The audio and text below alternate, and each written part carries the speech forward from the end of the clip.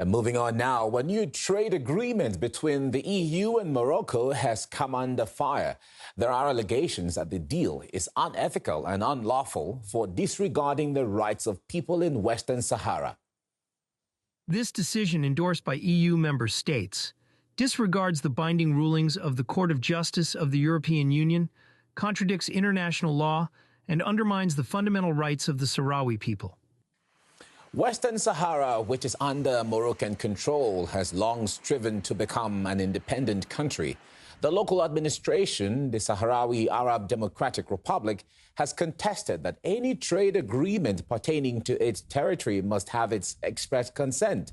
Now, that position was upheld previously in a ruling by the EU Court of Justice just last year. Now, we cross now live to Bsheraia Bachir, an ambassador and chairperson of the Sahrawi Committee in charge of natural resources and legal affairs. I'm glad to have you join me right now, Ubi. Now, do you think the agreement between the EU and Morocco can be seen as the EU saying Western Sahara is not or cannot be independent? What do you make of that?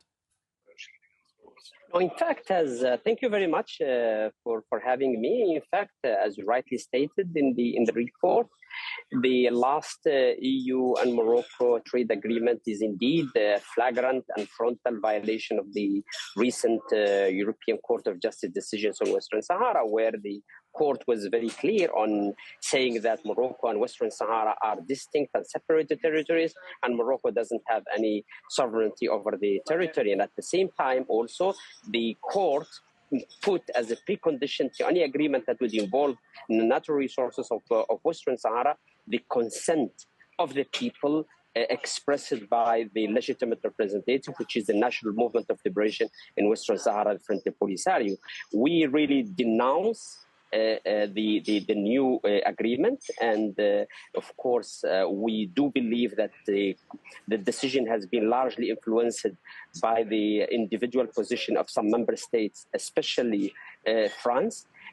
But it's very clear for everybody, including the European Parliament, where I am now doing the interview with you where many voices that have been raised to denounce the lack of transparency, the policy of the Commission to put the member state, the Parliament, on a fait accompli, basically sidelining everybody from having any say, including the representatives of the people of Western Sahara Polisario, and basically reproducing the same practices of the past that they have led to the Court of Justice annulling the agreement. So secretly negotiating with Morocco during so many months with no explicit mandate from the Council on the back of the people of Western Sahara, and to come up with a plan that is very far, that is violating the terms of the ruling of the European Court of Justice. Unfortunately, the European Union is, instead of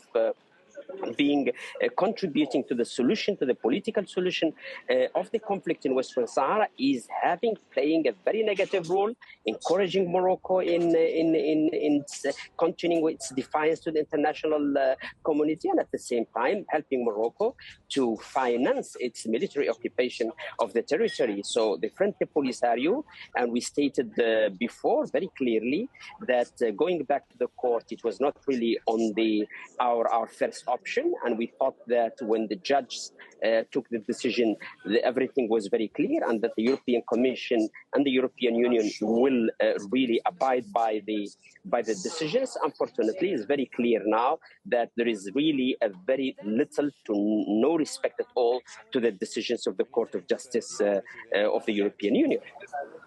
All right, one question we'd like to ask is, why are more and more Western countries backing Morocco's plan? What are you interpreting to these?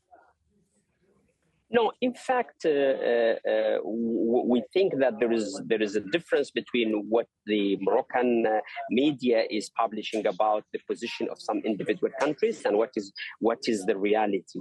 And we think that that we are in a world in which we are. Everybody knows what's the situation now, but we are really warning, and we kept on warning the international community, especially the UN Security Council, that the only safe way to settle the conflict of Western Sahara is to allow the people of the territory to determine the final status through a genuine and transparent expression of their will. That's really the doctrine of the UN.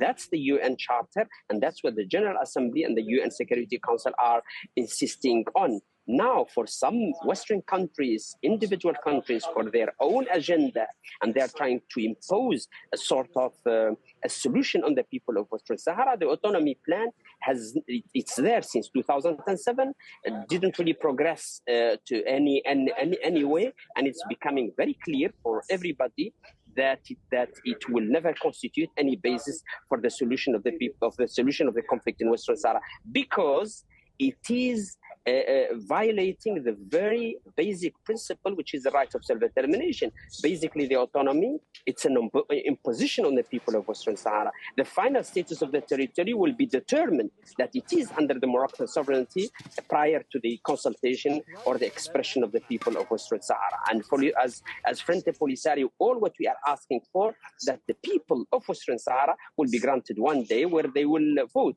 And we are really surprised, and we deplore the fact that the Western countries that they are championing the democracy and the democratic practices and the democratic culture, or pretending to do so elsewhere, they are violating the same values and the same principles in Western Sahara, allowing Morocco, that is exercising huge abuses of human rights of the people of Western Sahara, that is occupying the territory military against the will of the people and against the agreements that have been signed between the Polisario Front and Morocco under the auspices of the UN to organize the referendum, instead of really helping to peacefully settle the conflict according to the international law and the principles of the UN Charter.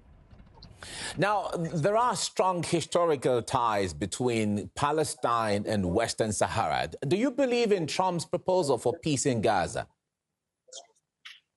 I think that when it comes to Palestine and the Palestinian cause, of course, we share the same rights of self-determination being undermined by Israel in Palestine and by Morocco in Western Sahara. But when it comes really to whether whatever plan is in conformity with the aspirations of the people of Palestine, or if the Palestinians are going to accept it or reject it, I think that will be really up to the Palestinians to comment on. All right, we have to leave it here now. Ubi Bashir, an ambassador and chairperson of the Sahrawi Committee in charge of natural resources and legal affairs. Thank you so much for your time. Thank you.